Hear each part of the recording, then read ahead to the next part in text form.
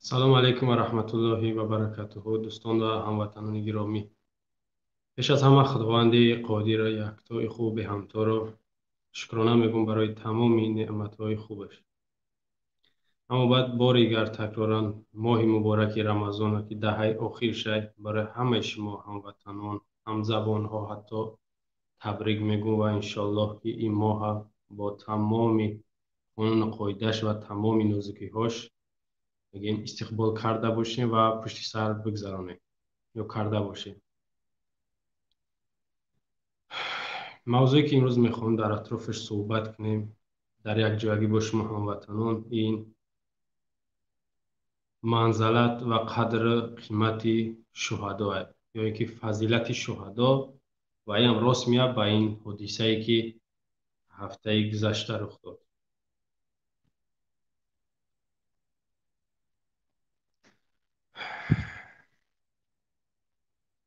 اصلا منزلت و فضیلت شهید یا اینکه شهدا جمعی تمامی بگیم از 5-10 نفر یا زیاده را جمع میگن یا اینکه تعداد زیاد میگن گروه. وقتی که ما شهید میگیم اصلا شهید سه نوع می شود: شهیدی دنیایی، شهیدی آخروی و شهیدی دنیا و آخرت که ای همه در خوبش بگیم عالی ترش همین شهیدی عالی یا که اعلاه هم در دنیا هم در آخرت و در نزد خداوندم بهترین شهیدش همین یکی پروردگار عالم این خداوند قادر یکتا ما و شما را به این درجه نصیب بگردان. از آن جمله مرا آرزوی دینم همین است که پروردگار شهید اعلا قبولم گردانده باشد یا که از دنیا همچون شهید مرا به آخرت قبول بفرماید. شهید دنیایی اکثر مردم ما مثال در حالت اواریا میگیم صدمه یک نفر وفات میکنه میگن شهید چی؟ او در همین دنیا های شهید با زبان یا که در همین ظاهری دنیا ده او شهیده اما قیامت شهید حساب نمیخوره. مثلا یا که در بعضی حالتهای شاید در عسکری باشه یا که در یگان حالتی جنگ میشوه. مثلا این حالتهایی که شهیدی دنیایی هست، زیرا شهید قانون خود اخچه داره: بالغ باشه، مسلمان باشه و با اطاعت یا که امرهای خداوند پابرجا باشه.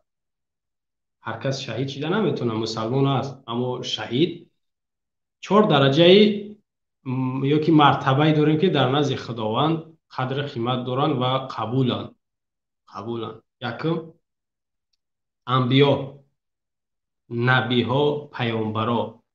دوم صدیقین، درجه‌ای که از دنیا یا وقتی از دنیا میگذرن خداوند بگیم که ایده درجهش که ما بگیم برخوردار شده نمیتونیم. سیم درجهش خداوند قبول ممکنه شهدا و 4 درجهش صالحین. 4 درجه مرگ یا که مرتبه داره انسان که از دنیا وقتی میگذره در نزد پروردگار بگیم که قدر قیمت داره، منزلت داره. و امروز موضوع ما یا بحث ما سر شهدا میره. گفتیم شهید دنیایی مانند اواریا یا یک حادثه ای که در همین دنیا مردم را شهید میگن، حتی در راه خدا، اینا مثلا این هم حادثه شید دوارخ، این هم حادثه شید نه ما میگیم شهیده. بله در دنیا ما هم او را شهید قبول داریم اما ما نمیدونیم که خداوند شهید آخرت قبولشون کرده یا نکرده. غیر از این نفری که بگذار این جنگ ما نمیگن زیاد ما مردم ما ایسان بگن خوب خبر ندارن همین کارهایی که بعد دنیا رب داره او را شهید حساب نمیکنن، او را ثواب حساب نمیکنن. مثلا مثال اسلامی میارم: یک نفر مجاهده، ریش داره، سله داره، جلک داره، جامه داره و در راه خدا میره الله اکبر میگه، یک نفر کشت. یک نفر او طرف با سنایپر زدش، او مجاهد انا شهید شد مثلا. نه همین شهید هم شهید دنیایی میشود. برای چی؟ یک حدیث داریم ما پیامبر نازنین علیه السلام حضرت محمد مصطفی علیه السلام که 3 گروه انسان در روز قیامت میورن. هر سش آدمی خوب، آدمی بگیم که باورینو که مشهور، مثلا یتش همین مجاهده در راه خدا میگه ما جهاد کردم، ما چندین نفر مثال بگیم که دشمنای تر خدای کشتم، اینقدر مهنت کردم، جان ما دادم یا که خونم ریخت، اما به دوزخ میرود، به جهنم میرود. برای چی؟ برای این هدفش، مقصدش شهرت یافتن یا که مشهور شدن، نامداری یا که ایزنمین تنشیدن بده. مردم تعریفش کنن که بهترین مجاهد ای دنیا گذشت.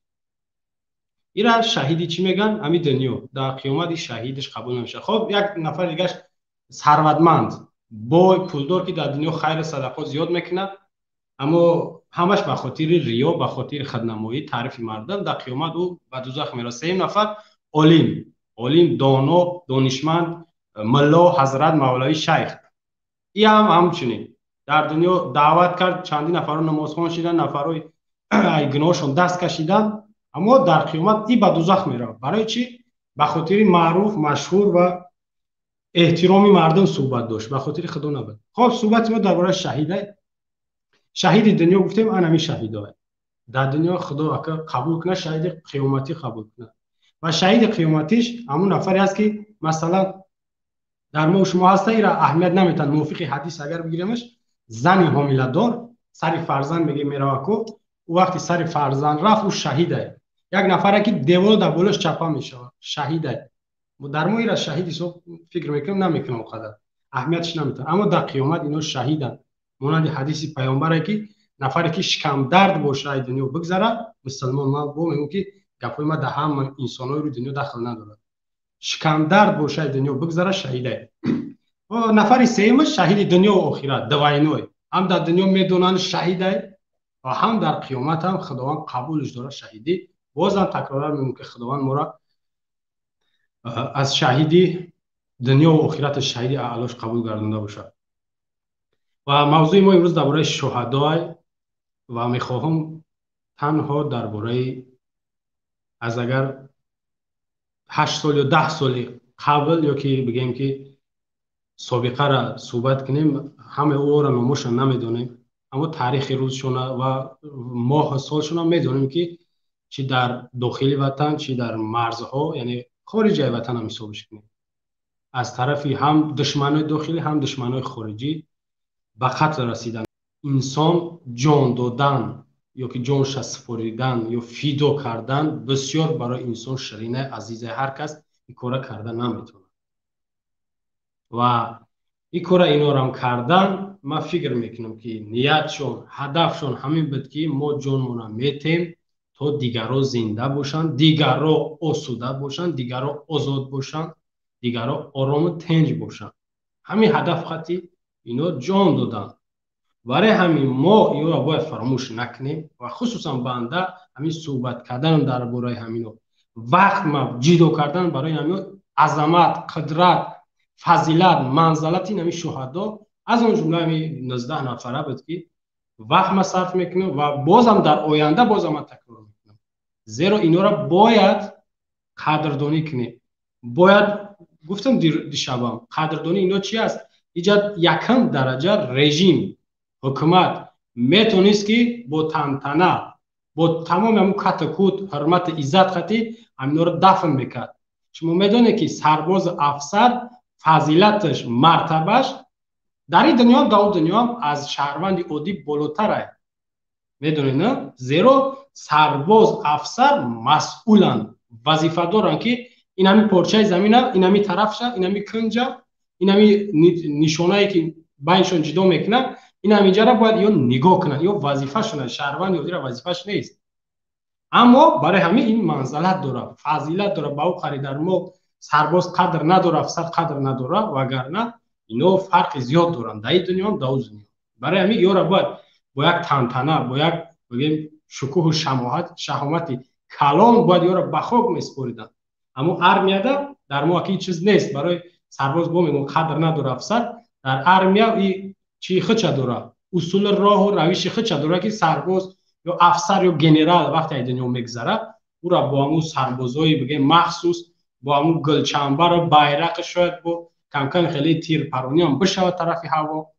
میدونین یا بازم میگم که جان دادن تو موت زنده باشیم، یا که نه رژیم نه دشمنا زنده باشن، نه اینکه ها جان داد رفت تمام دیگه.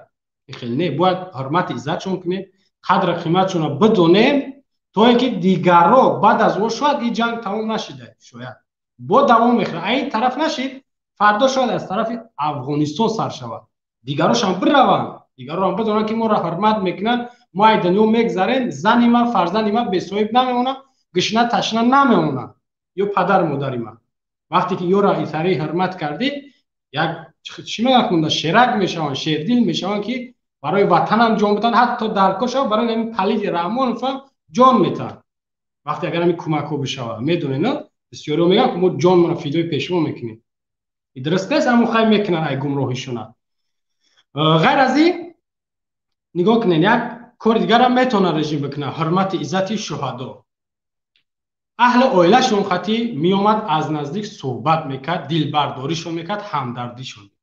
در جنازهشون با میگن که اشتراک باید میکردن نکردن، این به احترامی، این به قدری و نوپیسندی یک بگیم که کشور یک حکومت علیه بگیم که مردم شاید از همین خاطر بازم میگم که شما نره خط کشی نکنید. وقتی که شما را حرمت نمیکنن، با قدرتون نمیرسن، نرین در مرز جنگ نکنید. باید شما را حرمت کنن. شما با میگم که انسان یک فضیلت است. اگر همین سربازا و افسرا را همین رژیم قدرت داشت، توانایی داشت، در ولایت سوخت یا که در همون یک جایی که بگیم میدانی جمع میکرد انسان ها، همون مردمی همون منطقه را تمام همون کامرا و تلویزیونش هم می آورد و یک تنتنه اگر همی رو به خود میسپرید، هم دنیا میدید، مثال میگفت آه این قدر قیمتی سربازوش افسروش دانست در این حالت، هم دشمن یا که نمیدونم شما چی حساب میکنید او میدید میفهمید که این حرمت عزتی سربازوش داره. و در این وقت هم با مردم همی میدید، با میگو که الهام دم اومد که فخر میکرد من فردا برم جان بتم، انا خیلی مرم حرمت عزت میکنم، انا خیلی و یک کت کود میبرن به خود میسپرن، میگه که اویلای ما خانواده ما را نگاه میکنم. اما این کارو نکردن، این یک به قدری نوپسندی است. یا باید ما خیلی نمونیم. مردم باید چیکار کنیم؟ مردم ما باید همین نفرایی که در همین جنگ یا که بگیم در همین حالت وزنین ای دنیا گذاشتن، اما چی است کو کارتینکا که همه ما شما میدونه ورخ نوشته، همون شاید مرز همونجا باشه، سرحد همونجا باشه، در همونجا یک لوح یا که تابلوش میگن دوسکا برین تمام اینا می نمیاره 19 نفره چند نفره، اگر باز زیاد شیده باشه بازم در همونجا باید نامه همه رو به حرفی سرخ، به حرفی سرخ یا که شهید به حرفی سرخ نام نسبش باید نوشته شود. من نامش نیا بخونم، این خوندگی بدم بازم میخونم شد. خب یکم نفر حکمت الله محکمو، دویم نفر ابراهیم خان هاشم زاده، سوم نفر دلیر اشانو، چهارم نفر حسین جان شراپو، پنجم نفر مهروزالدین محردینو، ششم نفر صلاح الدین گدایو، هفتم نفر بختیار محمودو، هشتم نفر نکروز غفورو، نهم نفر شیرعلی رحمت زاده، دهم سفر نبی، 11 امید جان یوسف، 12 شیرعلی رحمت زاده، 13 سفر نبی، 14 محمد الله رجب علی زاده، 15 جسور جان سویرقول، 16 حسن اکبرو، 17 صابر وهابو، 18 منوچهر قلندرو، 19 اصلدین عبدالزمانو، 20 عبدالله سعیدو. 20 نفر شرکت دارید. نگاه کنید 20 نفر در اینجا افسر هم هست، سرباز هم هست، شهروند عادی هم هست. این 20 نفر این خیلی نفر زیاده، این تعدادش کم نیست. برای احترام کردن اینها، برای یک جشن کردن برای اینها، یک روزی ماتم برای یا تشکیل کردن، این بگیم که چی نیست، ضرر نیست یا که یگان کاری بد نیست یا ما یگان همون نو بکوری دا چی میگن یگان ای کار کارش ضرر نمیبینیم. ما اگر که ما وقتمون رو صرف کنیم اولی وقته یگان روز ماتم اعلان میکنیم، در یک سال یک روز شهدا باشه، روزی نمیدونم ماتم باشه، روزی غم باشه، روزی تسلیت باشه. در یک روز باید یک سال چخیلی که ما هر سال روزی داریم کو جشن ها داریم، روزی خرسندی ها داریم، یک روزی دیگه باید روزی انمی شهدا باشه، احترامی همی باشه، نام یا گرفته شوه یا را در مردم معرفی کردن در کار، تا اینکه دیگران هم عبرت شوه و دیگران بدونن که ما برای اینای وطن جان میتیم تا این رنگ اینای چیکار کنن ما را بعد از گذشتن فراموش نکنند. من یاد دارم که در همون شهر زندگی میکنیم، یک باغ داشتیم، باغی بوتانیکیش میگفتن، نمیدونم چی باغ، نامش فراموش کردم. یک باغ بود، باغ شهر. در همونجا یک لحظه بود، از نمیدونم اگر نگرفته باشن شو نام همین نفرایی که در سالهای 91 92 93 جان داده بودن، وفات کرده بودن یا شهید شده بودن، نامشون قطعی صورتاشون بود. نامشون قطعی صورتاشون بود. از همون در بین نمیدونم یا 100 نفر شاید بودک، یک نفرش همسایه‌مون بود. ما وقتی که با پسر همون میرفتیم همونجا فقط پدر همون را میشناختم، میگفت این پدر مای. خودشم همون بچه فخر میکرد. چخیل فهمیدین؟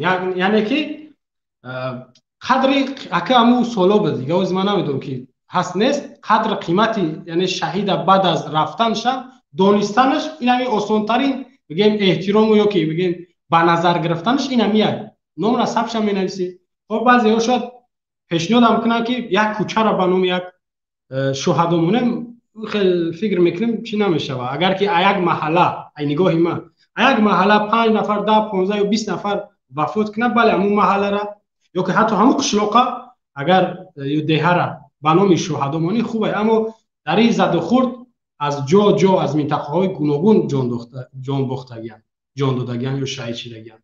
فکر میکنم ای نگاه ما یک محله را ماندن یا که یک دهه را قدر چی نداره. مانمش خوبه اما از نگاه ما خوب نیست. اما ناماشون در همون سرحد، در همون لب مرز حتما باید ناماشون بنویسن. با میگم که پولی کلان رسخوتی کلان در کار نمیشه. در اینجا میتونه که همین شهروندای همون تاجیکستان همون ساکنای واروح یک آهن چیه یک کرسکه میخری نمیدونم 50 100 تومان ده، یک آهن یک تنکه ده ترماتور را میزنیش از پیش خودتون این کار خیریه خودتونه، به خاطر با میگم که این فایده زیاد داره. فایده زیاد داره.